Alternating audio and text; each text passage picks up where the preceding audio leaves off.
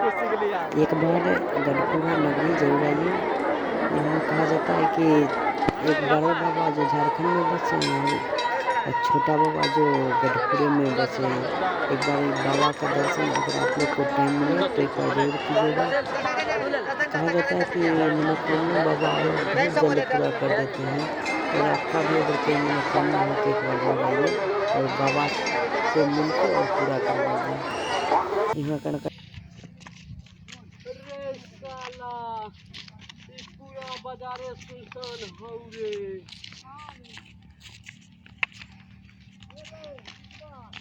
Hello guys, तो आप लोग कैसे हैं? आज हम लोग का फाइनली एक वीडियो शूटिंग हुआ है। लमसम दो चार 5 दिन के अंदर आप लोग के बीच पहुंच जाएगा। तब तक वीडियो का इंतज़ार कीजिए। वीडियो का नाम है अंधा बहिरा लंगड़ा गूंगा।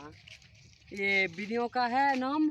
आप लोग एक बार ज़रूर देखिएगा। और वीडियो बहुत अच्छी तरह से शूटिंग किया हूँ और बहुत मेहनत लगा है।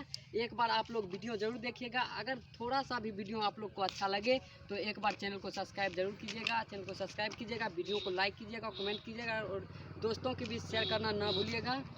एक बार ज़रूर अपने भाइयों को प्यार दीजिए, ताकि बहुत मेहनत कर रहे हैं भाई। आप लोग सपोर्ट नहीं कर रहे हैं, बहुत दिक्कत होता है।